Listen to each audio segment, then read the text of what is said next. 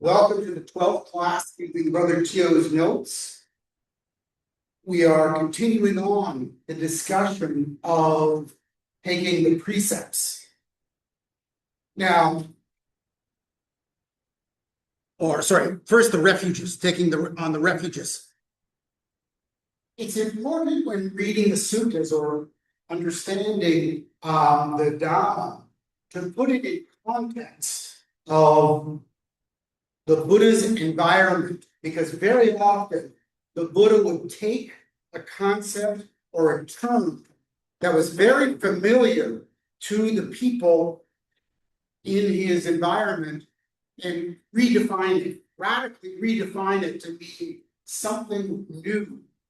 And that was a very common technique that the Buddha did.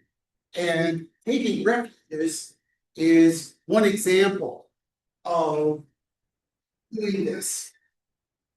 Now, the word saraṇaṃ, refuge, today when we say, oh, refuge, it means basically a place of safety. It's not a very common concept.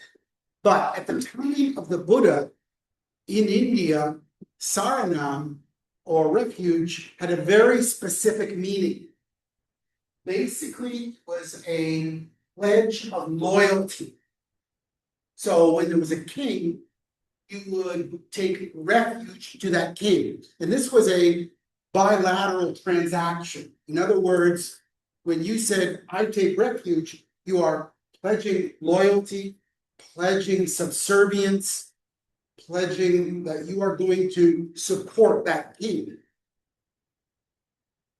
And in return, what you expect is that if there is a problem, for example, if there's a famine, if there is a social problem, the king is going to look after you.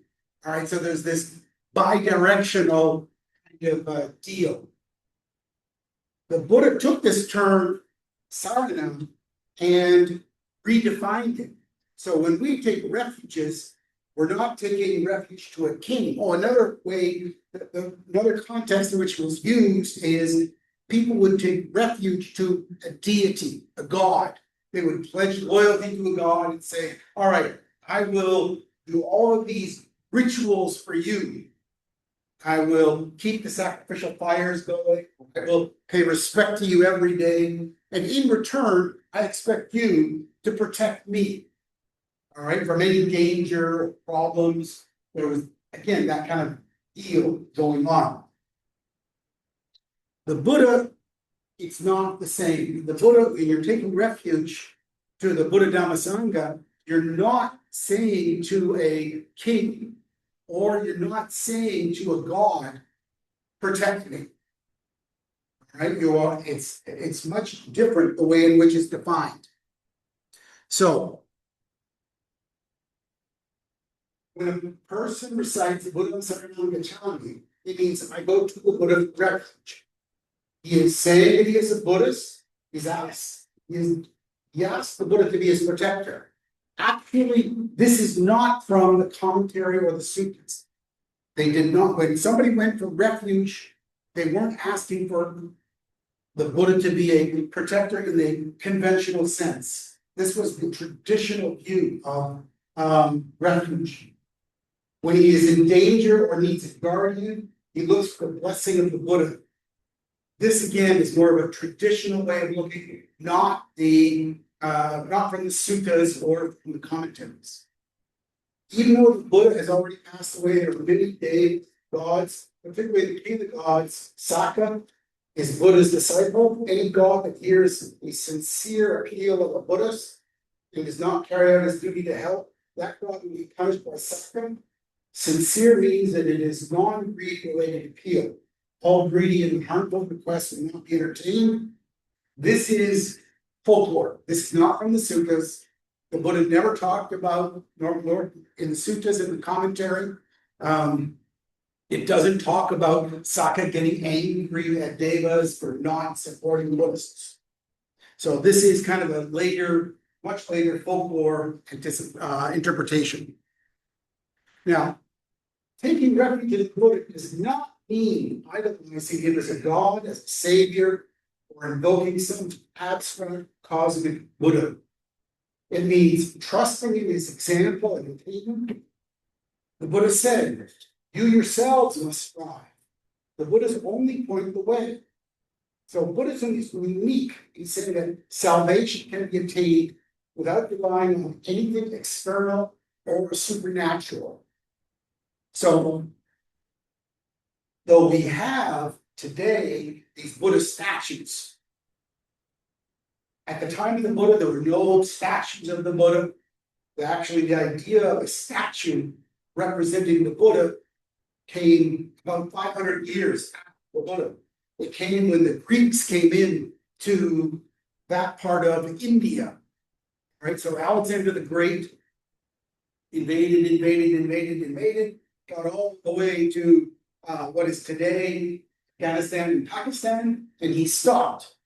But Greek influence, and he left behind him all these Greek kings in all these different provinces, if you will, the Greek Empire. And so the Greek influence started to become more predominant influence what was going on in India, even though Alexander never conquered India. Probably one of the most famous kings was King Menander, who was the Greek king of what is today Afghanistan. Kandahar was where he was based, and he became a Buddhist and promoted Buddhism. This is where we get the King Milinda. It's actually a historical king, King Menander, and he introduced a lot of Greek culture, including Greek sculptures, the way in which the proportions. If you take a look at the Hindu and the Indian sculptures at that time, very different from Greek statues. The Greek took a very idealized view of the human body.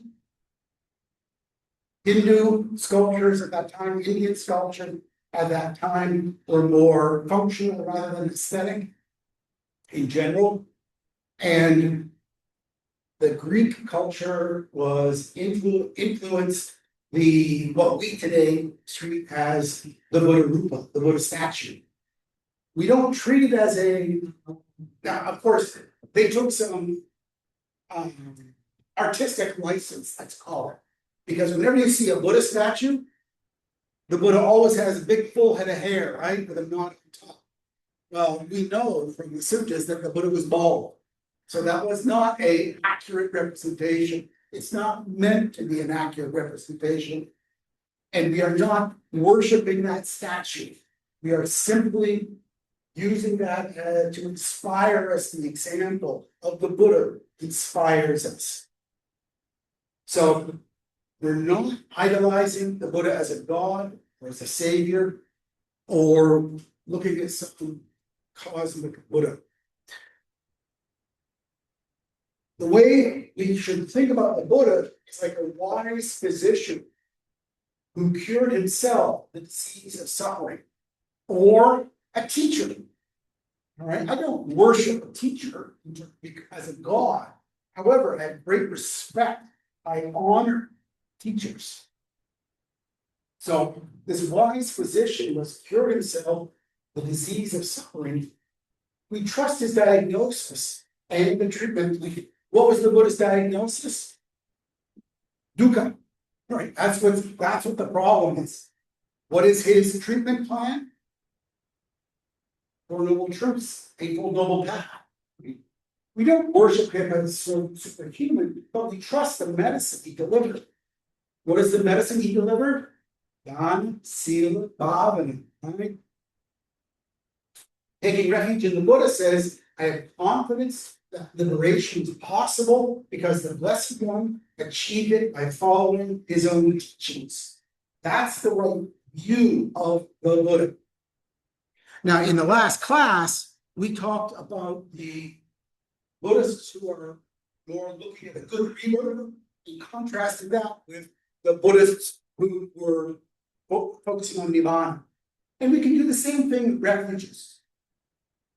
Mundane protection are for the Buddhists looking for a good rebirth. What kind of protection does it give? Taking refuge in the Buddha nurtures confidence, sadhana, and inspiration, especially in moments of fear, despair, and moral uncertainty. It steers one away from harmful behaviors by anchoring the mind in a deal awaken wisdom, compassion, and fearlessness. Just recalling the Buddha can bring equanimity and composure. So many of the problems that we face are self-generated, right? I mean, the problem is out there, yes, but when we bring it in here, then it becomes far worse. So it's dealing with the what's in here. That's how the Buddha is a protection. So confidence, inspiration, when dealing with problems, those are internal qualities that we get from reflecting on the Buddha. Yeah. Moral uncertainty. Okay, I'm not sure which way to go. All right. Which path should I take? For me, when I ask myself which path I should take, I ask myself, what would the Buddha do? What would a Buddha do? Now, I'm not saying that I know the mind of Buddha, but that often puts me in the frame of mind of, all right, what's the right thing to do in this context? What is the proper thing to do? So it is conscience, fear of wrongdoing, uprightness. Now, conscience, fear of wrongdoing, and uprightness are specific cetasikas that have an effect on the mind, but you can call them up when faced with a moral question.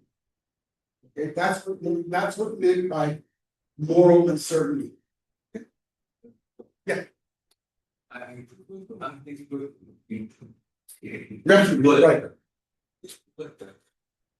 I feel maybe you one because that it was laid down. Or here what he says that it is not that every time we are seeking protection from the dark, right? Correct. Okay, detecting and refuge and it works that. This is how the Buddha turned it around. In the traditional Indian society, refuge was, hey, you're going to protect me. Whether it's a king or a god, I expect protection from you from external stuff.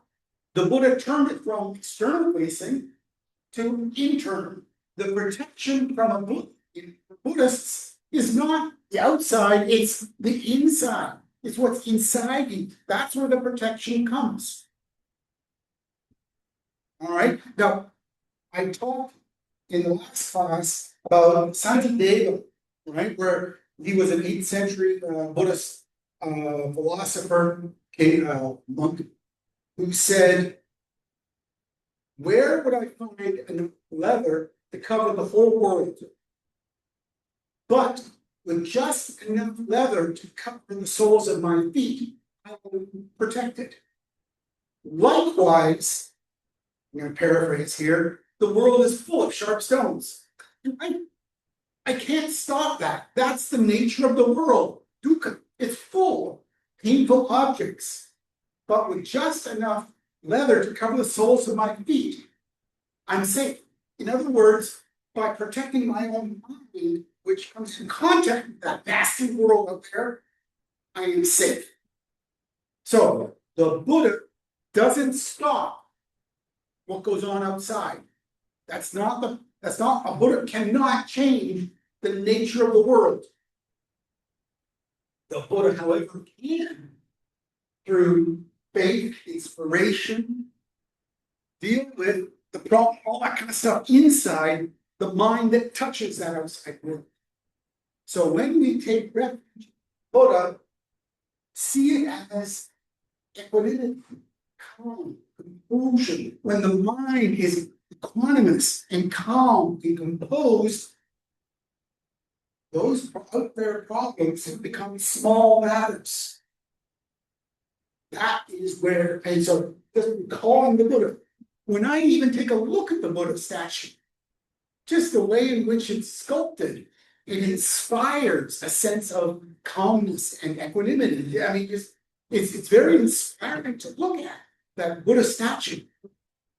So it's not that the Buddha changes what's out there. The rough world cannot be changed, but the world inside can be transformed through the Buddha's inspiration, through faith, reflection on the Buddha's qualities. These will protect one against. That's the best protection, because you cannot change the fact that there's rough stuff in the world. I'll just give you an example. We all love our kids, but guaranteed our kids are going to grow up and lead their own lives, have their own karma. There'll be separation, right? That's the nature of kids. They're going to be separate from parents. Even if they're still in the same house, there's still going to be differences of opinion. There's going to be not everything will be perfect. However, that can't be, the Buddha can't change that.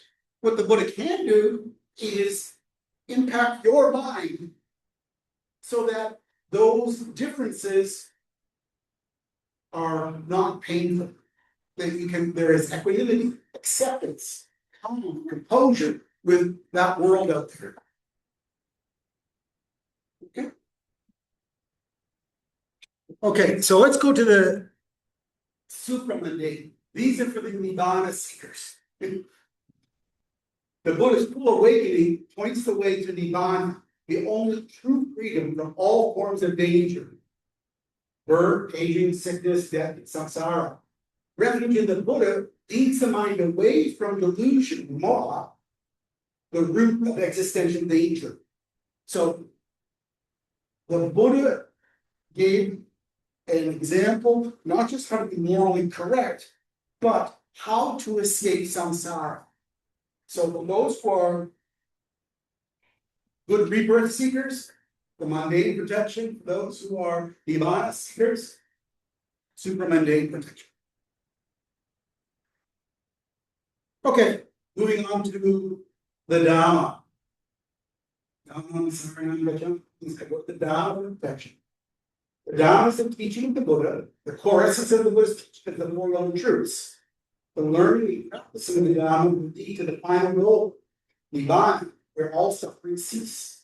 The Buddha said the Dhamma certainly protects those who practice it. Now, let's think about the Dhamma as a protection. It is one of the qualities of the Buddha, the Dhamma. It is timeless. I got a protection to a king.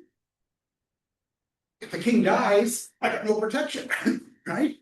The Dhamma is timeless. It won't die as a source of protection. It is meant to be it's visible in the here and now. A king is visible in the here and now, but going to protection to a God, that God is not visible in the here and now. It is experienced by the wise themselves. It is self-evident. It is to be investigated. How do I know the king is going to protect me? How do I know that God's going to protect me? There's some doubt, but the Dhamma is self-evident. So the teachings of the Buddha, the Dhamma, actually the texts are an indirect refuge. That's not the real refuge. The practice of the Dhamma is a direct refuge. So you can memorize all the suttas, but that's not going to give protection. It's practicing the Dhamma. And the ultimate refuge, of course, is the Dhamma. Ultimate refuge is the experience of Nibbana. The experience of Nibbana that permanently uproots the tendency for unwholesome states of mind to arise. So the Dhamma, the specific of the path, Chitta, or the arhata chitta that escapes from samsara. Those are dhammas as well. So the practice is a direct refuge, and the ultimate refuge is the experience of nibbana through the supramundane chittas. So just like we thought of the Buddha as a physician, imagine the Dhamma as a map, an instruction manual. If the Dhamma, now, you've got a map or instruction manual as a book, that doesn't help you. Just having the book, got to use it. If life is a journey, dangers, greed, ignorance, and desire, then the Dhamma is the reliable and bridge that keeps us on the same path. We trust the map because it has been verified by the Buddha, who already made the journey. In practice, this means we study the teachings and put them into action. We internalize the qualities like mindfulness and wisdom, the very qualities the Buddha taught, so that our own experience comes to match what the Dhamma describes. And I've experienced this so many times in meditation. All of a sudden there's an experience, and I go, yeah, that's exactly what it was talking about in that sutta. And so it becomes verifiable through direct experience. It's not just a book, it is something that through direct experience one can verify. So mundane protection, this is for the good rebirth seekers. The Dhamma provides ethical guidelines, Sīgalo, that prevent self-inflicted and interpersonal harm. It offers practical tools like mindfulness, sati, wisdom, panya, to overcome internal dangers like greed, hatred, and fear. Chanting, reflection, and practice of the Dhamma brings stability and clarity. Again, that stability and clarity, it's focusing on the internal world that experience the external world with all those problems. The Dhamma is the noble eightfold path, leads to the end of suffering, and that's the most profound form of protection. The supramundane path, for example, stream entry, destroy defilements and shield the mind, lower rebirths and existential danger. That's the Dhamma as a refuge. The Sangha, going to the community of monks for guidance.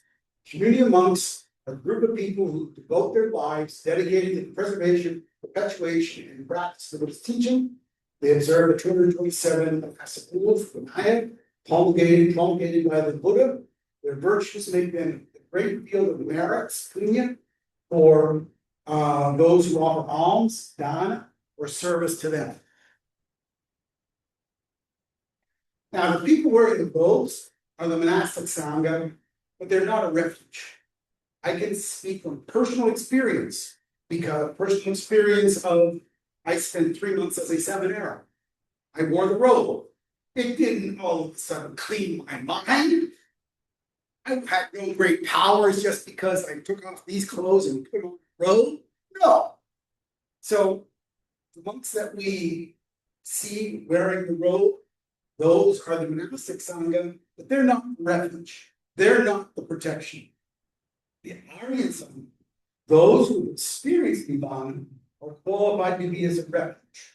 In other words, those monks who have already, or even lay people, quite frankly, who have reached stages of sainthood, those are the people who are a genuine refuge. Now, when I pay respect to a member of the monastic sangha, I am usually paying respect to the robe, which represents the Aryan sangha, the noble eightfold. So, when I bow down to the monk, it doesn't disturb me. Is this a good monk, or how good is this monk, or how influential or powerful is this monk? No. It is, I'm bowing down to the robe, and the robe I respect. Even though it's only cloth, it's what the cloth represents. Right? So That's how I pay respect. Now, sometimes though, there are certain monks that I get to know and I know how. I know their personality, I know their character, I earn respect, they earn my respect. Though that time, yes, it's a specific person that I'm paying respect. So we talked about the Buddha as a doctor, the Dhamma as a map or a guide. The Sangha, you can think of them as an experienced team of climbers on the same mountain. They've climbed or are climbing the path to the summit. Obviously, the summit here is the bottom. By taking refuge in the Sangha, we acknowledge that we all look to their guidance and example.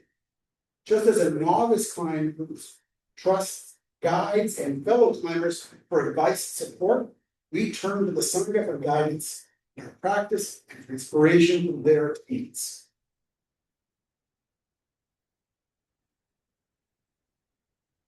Mundane protection, the Arya Sangha provides examples of virtue and awakening, inspiring confidence and guidance. The Massive Sangha upholds the Dhamma for its teachings and moral support. It's mentioned in the Mahamangala Sutta, associating the wise with the great protectors. Supramundane protection, the Sangha, especially the Arya Dhamma, represent the embodiment of the proof that the Dhamma works. They encourage and help others to reach safety from samsara by walking the same path. So how to approach taking refuges? Blind faith. Now, blind recitation of the formula brings little benefit. The benefit comes from the powerful state of mind that arises during taking the refuges. So simply saying Buddham saraṇaṃ gacchāmi, Dhammam saraṇaṃ gacchāmi, Sangham saraṇaṃ gacchāmi. Those words are not magic.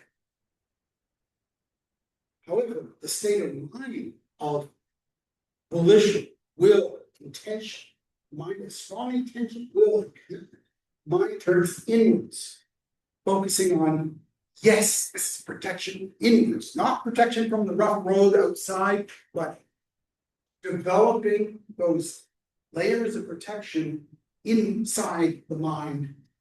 That is the focus, not outward, but in understanding. The mind has wisdom, not blind, seeing things as they truly are. Truly understanding suffering is not just the pain that I step upon when I step on a rough rock. It is the nature of existence is suffering, and that's the understanding, seeing things as they truly are when one approaches refuges. Faith, mind has confidence in the value of the practice and the power of the refuge. This leads to reverence. So, in daily life, refuges focus like a moral compass. When faced with a difficult choice, we can ask, what would the Buddha do? Or recall the Buddha's emphasis on mindfulness and wisdom. We can remind ourselves of 4 Dhamma principles are to evaluate our actions, create suffering or relieve it.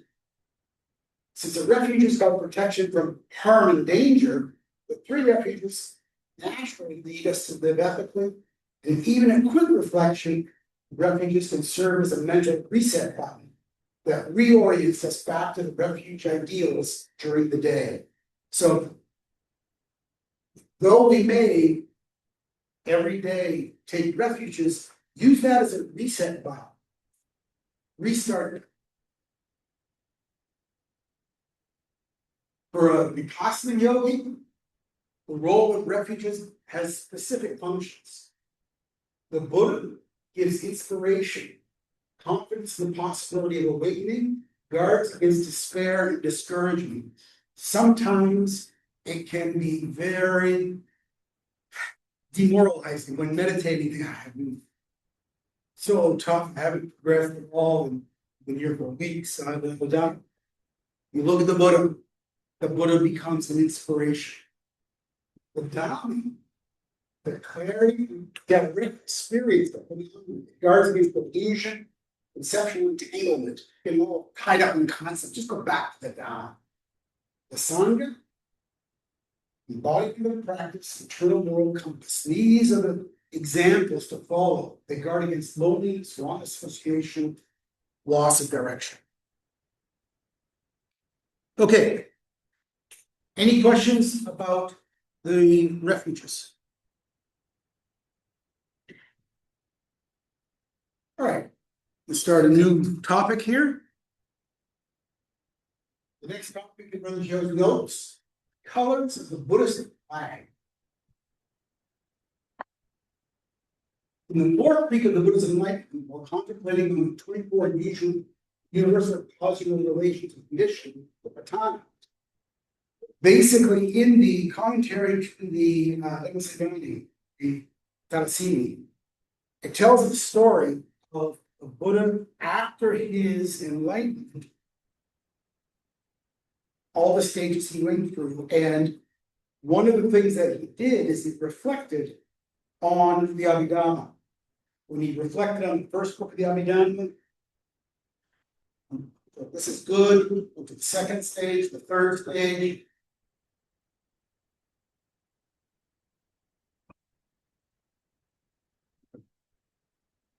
So, sorry.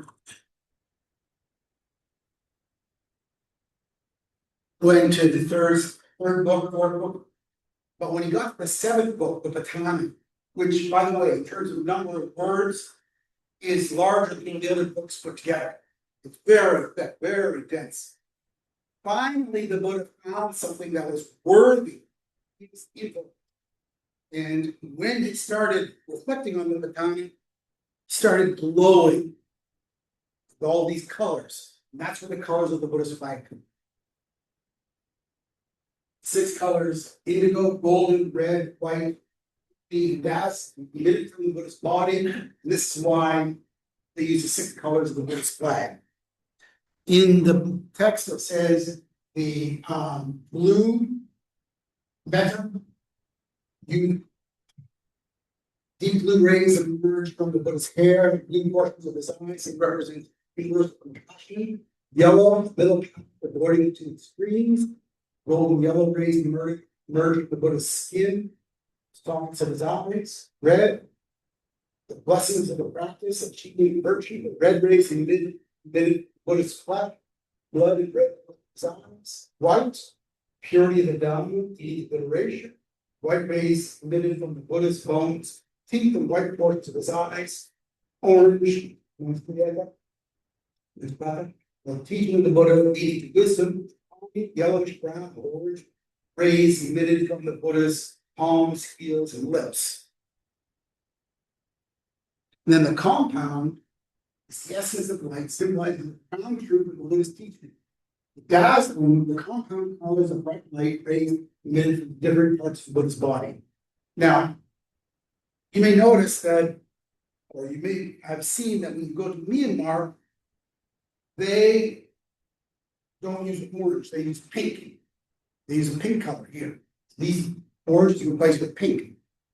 And that is because in Myanmar, they translate Manjeta not as orange.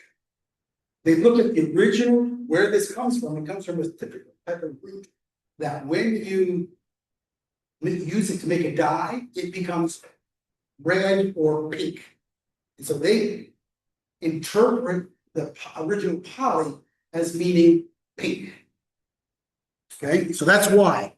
Now, at the same time, by coincidence, the Siamese in Myanmar also wear pink robes, but the Siamese were wearing pink robes before Myanmar adopted this flag. Right, so it's not that the flag they didn't do the Siamese. It's because of the translation of the Pali word.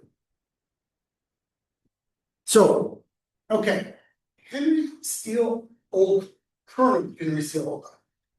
How many of you have heard this person? Anybody heard of this person? No. It's been a while since I told this story. But it's a fun story. And you may wonder, how's this got anything to do with the Buddhist flag? He graduated from Yale, he's American. He graduated from Yale University as a lawyer in 1852.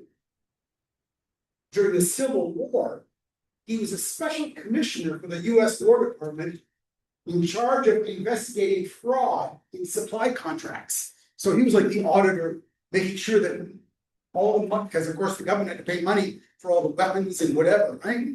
You had to make sure there was no under the table money, and he was in charge of that. Now, even though he was a civilian, he was given an honorary title of colonel. And that was the practice at the time, because that gave him authority for military people that he was investigating. Right? So he was known as Colonel Henry C. Wolcott. After Lincoln's assassination, Wolcott was appointed to investigate possible and broader plots surrounding the event. So he was, at the end of the war, Lincoln was assassinated. So of course there's all these conspiracy theories that it was the Confederates who killed Lincoln, right?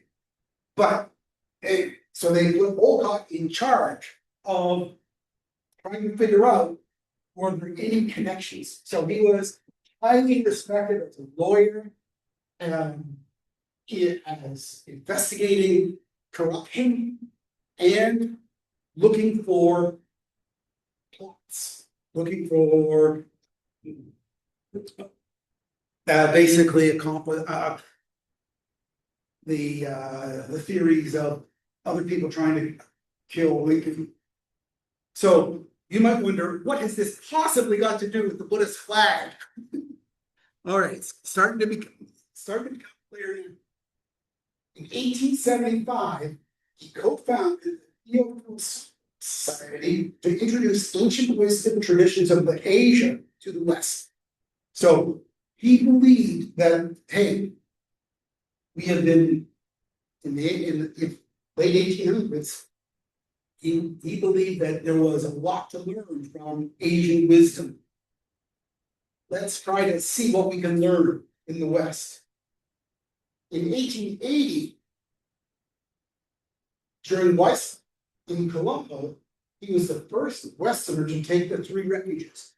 The first, so he was visiting, because he was interested in this, he traveled to Asia, ended up in India and then Sri Lanka, Ceylon as it was known at that time. And he was the first Westerner to take the 3 refuges. First one to become a Buddhist. Right now, I talked earlier class about T.W. Rice Davis, Thomas Rice Davis, who was a British civil servant at the time in Sri Lanka, but then started the Pali Text Society. But he, like Davis, even though he was in charge or took initiative to translate all the Buddhist texts, he was not a Buddhist. He was an academic. He never took refuges. So, and this was a big, powerful thing in Sri Lanka, because rather than wearing the dress uniform that people would normally, either foreigners would wear, he wore a simple yellow robe to take the refugees. This had a big impact. And shortly after that, there was some famine problems, and he organized, because he's a very good organizer, he's a lawyer and politician. He organized famine relief and helped organize things. So he became well connected with the locals. Under his initiative, more than 300 Buddhist schools were founded across Sri Lanka by the mid-1880s. So within 5 years, he helped set up 300 schools, Buddhist schools. So he devised a curriculum that combined the Pali Buddhist studies with English, Arabic, natural science. But they provided a viable alternative to Christian missionary institutions, because at that time in Sri Lanka, if you wanted to learn all this Western stuff, you had to go to a Christian missionary school. Olcott said, hey, we can get in the temples, we could set up a similar type of curriculum to educate people. Now, the idea of the Buddhist flag grows in preparation for the 1885 Waisak celebration in Colombo. After the British government officially recognized Waisak as a public holiday for the first time in centuries. So they thought it would be a politically good thing to do, the British government, to recognize Waisak as a public holiday. And it was very popular. So all the Buddhist monks were organizing, saying, okay, first Waisak celebration, where it's officially recognized, we should get a flag. So a group of them started getting together. The group of them, including Olcott. Olcott gave input about, hey, here are the dimensions of a flag, here's how flags are used. And he gave some kind of the international viewpoint of making a flag. So a group of Buddhist leaders and intellectuals, including Olcott, submitted the first flag.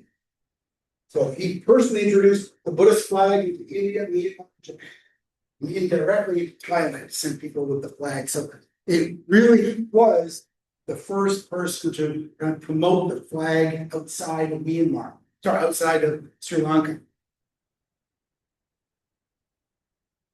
In 1881, shortly after he set up that school, all those 300 schools, he co-authored the Buddhist Catechism, which presented the core doctrines of Buddhism in a lively Q&A format.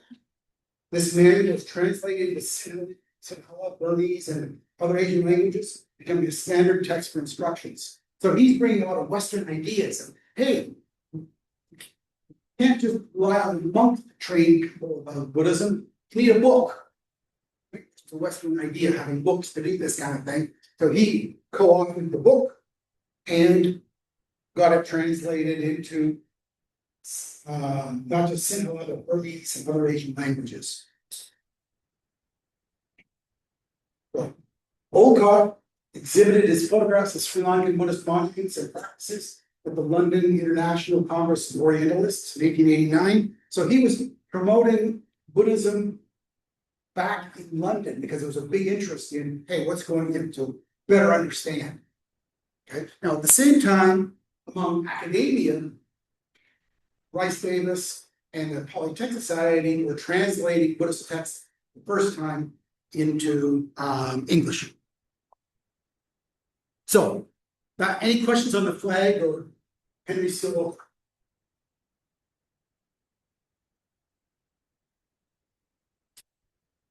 All right, we're now going to look at the Sīgalo Sutta.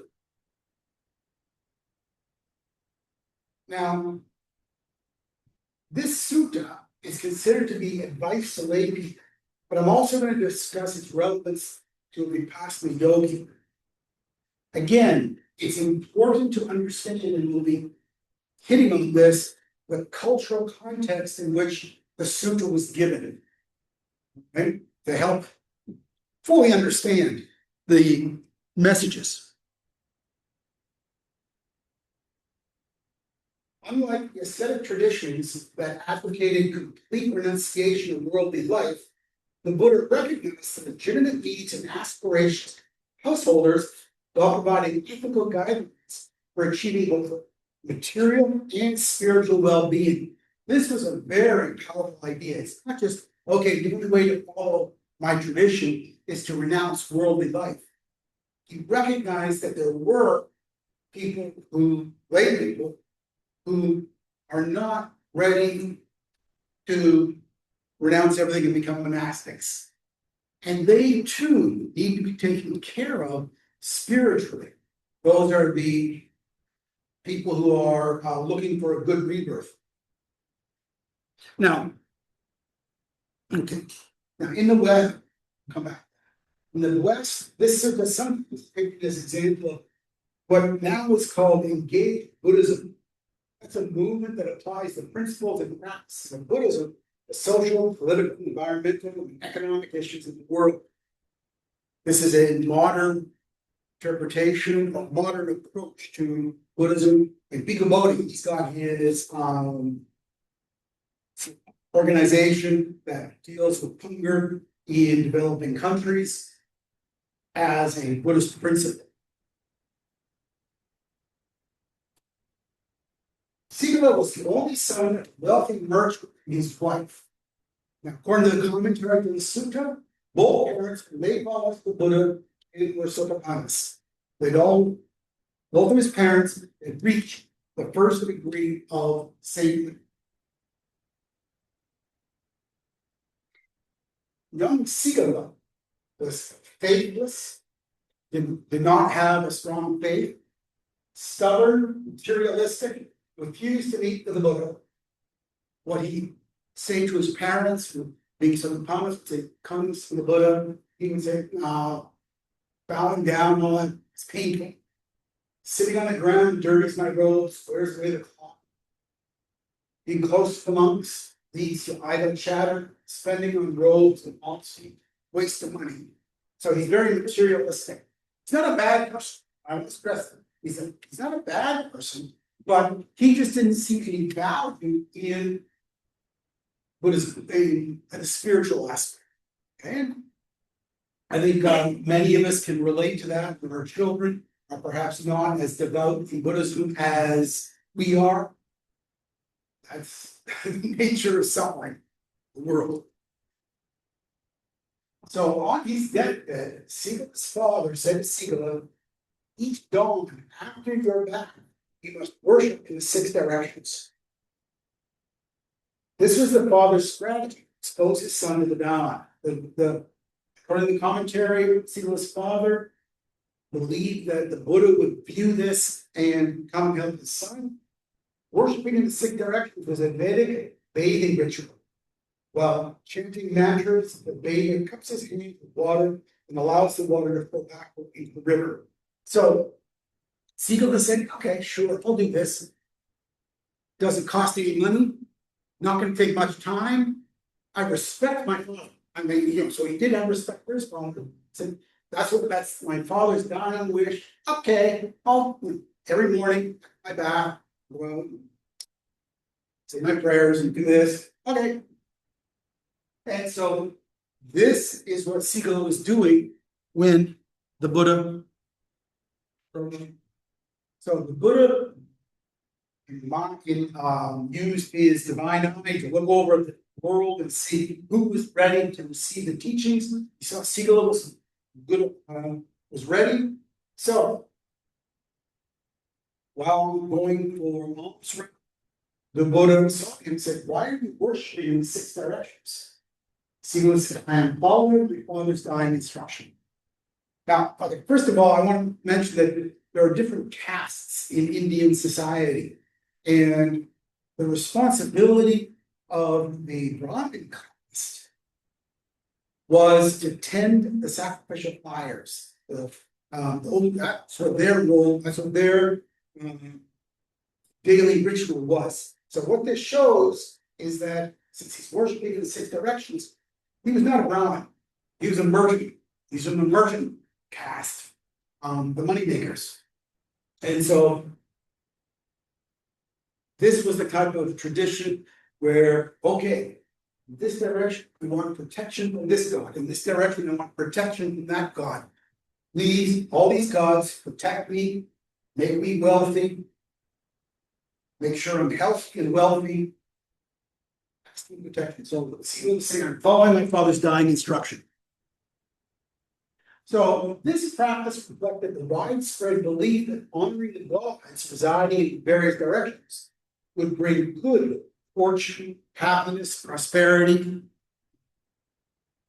Just like Sīgalo, our spiritual development is held back because we habitually cling to ritual without understanding. Some people.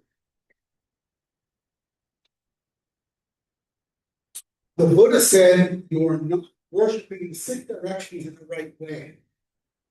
This is a huge space. Why?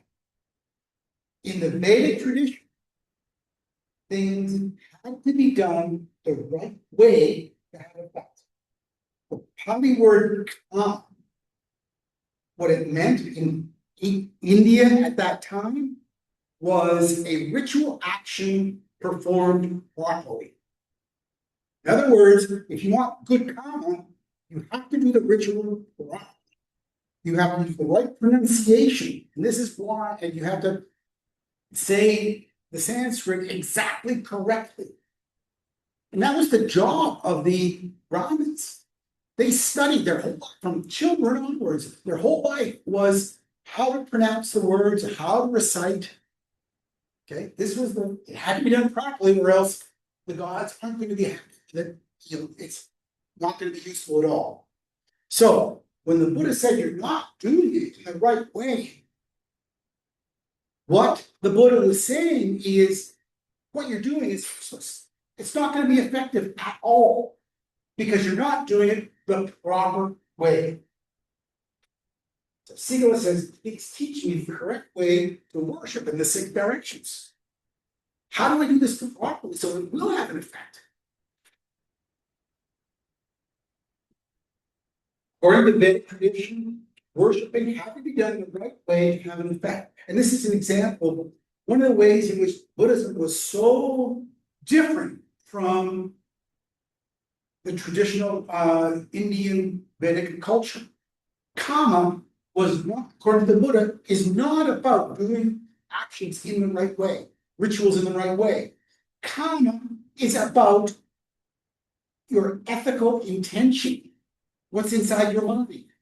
That's what karma is in Buddhist context. And that was a complete radical rewrite. Even things like, in Buddhism, we talk about the viharas, metta, karuna, mudita, upekkha. Brahma-vihara is residing with Brahma, which is the purpose of the Vedic rituals, is to reside with Brahma, the Lord of the gods. So when the Buddha talked about them as being Brahma-viharas, he's saying the way in which you reside with the gods is not by performing rituals, but it's through you reside with the gods when you are doing metta, karuna, mudita, upekkha. So another example, a couple of Buddhist monks who used to be Brahmins came to the Buddha and said, hey, it would be much better if we were to teach the Dhamma in Sanskrit, using the proper rhyming and language and so on. Then it would have a lot more impact. The Buddha said, no, teach it in the local language so that people have the. But 800 years ago, there was a Buddhism was being reintroduced into southern India from Sri Lanka. And a monk by the name of Ananda wrote a book to help monks guide adults into Buddhism, like an introduction to Buddhism for adults. And I was reading a translation of that, but very interesting. What it says is, if you're a monk and you're introducing Buddhism, taking refuges or precepts, if the people to whom you're introducing cannot do it in Pali, that's okay. Use their own language. If they can't do it in their own language, that's okay. It's what's in their mind that matters. Just as long as they have the good intention. This is so diametrically opposite to the Vedic approach. So the Buddhist approach is not about saying the right words. It's not about doing the right actions in the right way. It's about what's inside the mind. So when the Buddha said you're not worshiping in the right direction, this was a huge slap in the face culture. So please teach me the correct way. Now, rather than dismissing Sīgalo's ritual as meaningless superstition, the Buddha transforms it into a profound teaching of ethical relationships and social responsibility. we know what's gonna come up a little later, right? The 6 directions in parents and teachers and so on, how you respect them and how they, the mutual responsibilities. All right. And rather than beginning with complex philosophical concepts, the Buddha starts with Sīgalo's simple ritual, showing the Buddha's skills, meeting people where they were, where they are, and guiding them toward deeper understanding through familiar frameworks. So when the Buddha first became enlightened and went back and met up with the 5 ascetics, what did he talk about? He talked about the Noble Eightfold, the middle way, 4 Noble Truths, Eightfold Noble Path. Why? Because he's dealing with people who are already spiritually developed.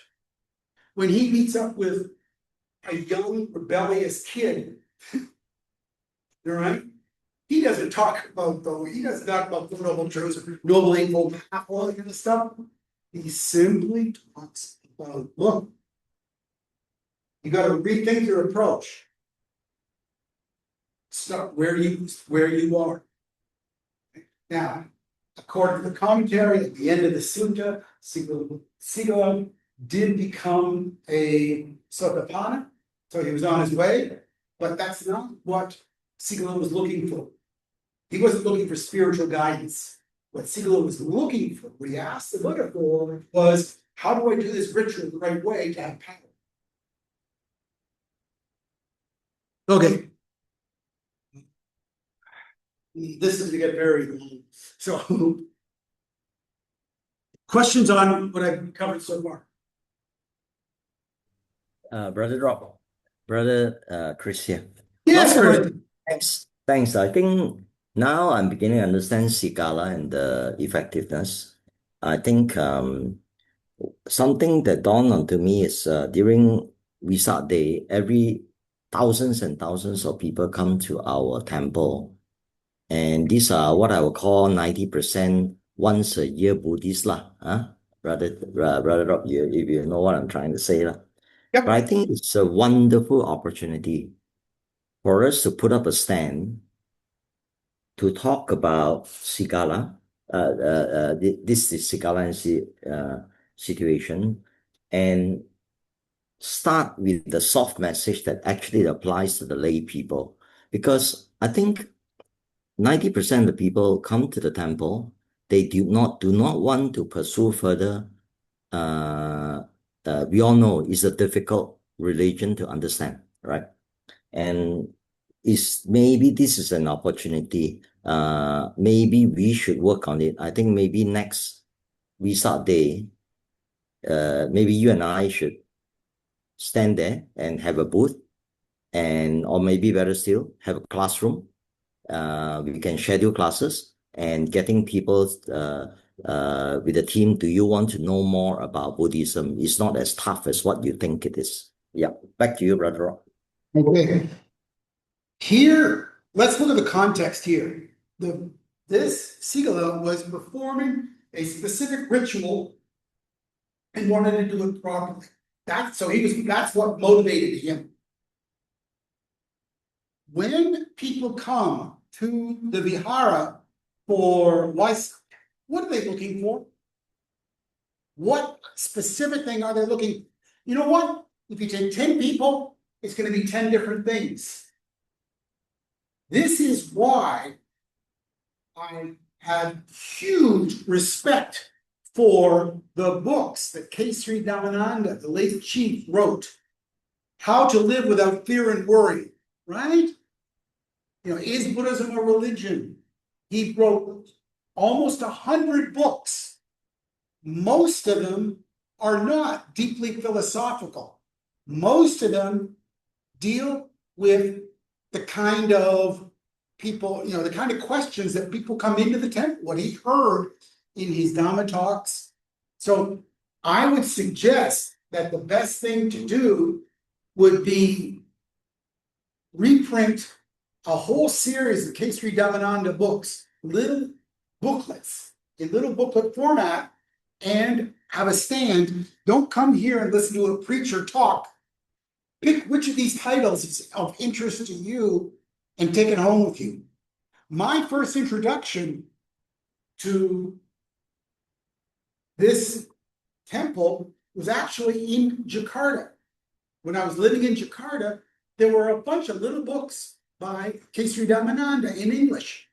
And I picked up a few of them because I was interested in them. It was actually at a Thai temple, but they were in English, right? So I grabbed them. And that is how I first got introduced. It kind of drew me in. And he is so masterful. The late chief was so skilled and masterful in meeting me where I was at that time, answering the kinds of questions that I had at that time. So, in my opinion, a good way of spreading Buddhism to those people who come for Waisak celebration is by investing a little bit of money, perhaps from the class funds, we could get some reprints done, and having a stand or a stall and allowing people to pick which are the ones that they like. That's my that's a initial wonderful, reaction to your comment. yeah, that's a wonderful suggestion. We can start with a stand, and I'm sure there'll be some curious people, and hopefully, like Sīgalo, curiosity turns into religion. Yeah, thanks, brother. Yeah, because you'll notice though that even now you go to the shrine hall, they've got a bunch of free books there available. They already do this, but no, in a more limited way. I'm not sure what they do on Waisak Day when you have a few thousand people here, but certainly most of the time those books there are a series of Sri Dhammananda's, the late chief's books available at different levels of complexity. Any other questions or comments?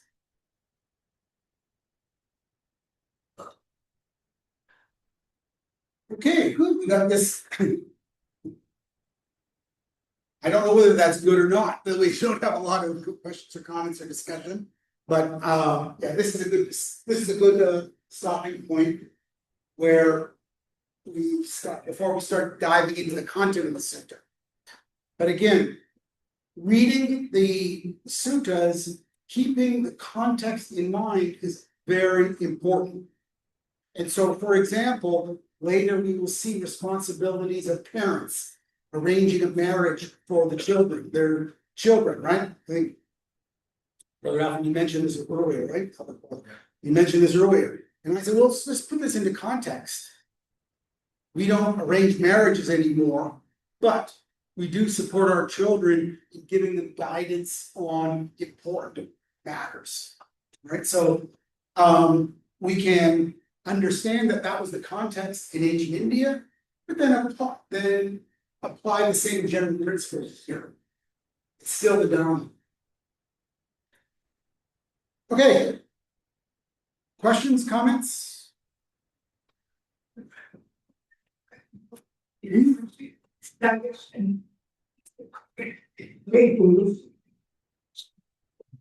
Okay.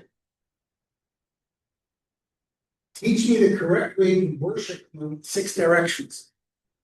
Sīgalo was grasping water and pouring it over himself. Okay, going to the river, he would. Part of the ritual that he was going through was, okay, Indra, I'm facing you. Please, I am purifying myself as your loyal subject. Please take care of me, grant me health, happiness, and prosperity. Then he would go and Saka, do the same thing in another direction, Saka, and then he would go through all 4 north, south, east, west, above and below, 6 directions. He would perform this simple ritual, do a little simple prayer, little simple action, with the expectation that this would please the gods, and therefore he would get protection. That was his worship in the 6 directions. The Buddha said, you're not doing that the right way. Later we will see where the Buddha breaks down, for example, in the East, represents parents. How do you worship parents? And then the Buddha talked about reciprocal responsibilities. Because as we know, children, when they're very young, are completely dependent upon us. Then, as they get older, Sīgalo's age, they become independent, think that they run the world, they know everything, they can, they got some money, they can do whatever they want. Independent. However, what the Buddha is doing is taking Sīgalo from being independent, always materialistic and wanting to look for some good time, and recognize interdependence. You have responsibilities to your parents, they have responsibilities to you and to your teachers, to your employees, to all the different your friends. So there's mutual responsibilities. This is moving Sīgalo up to an interdependent understanding of how you fit into society.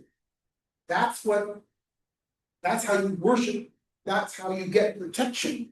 Because if you do it properly, if you treat your parents properly, your parents treat you properly, you treat your teachers properly, teachers treat you properly, your spouse and family properly, reciprocal friends, monks, employees, if you have proper social etiquette or social mutual interdependence, then that strengthens everything around you. You are protected. That's what the Buddha will come to. All right, so it's not just a simple ritual action of cupping water and pouring it over you. It is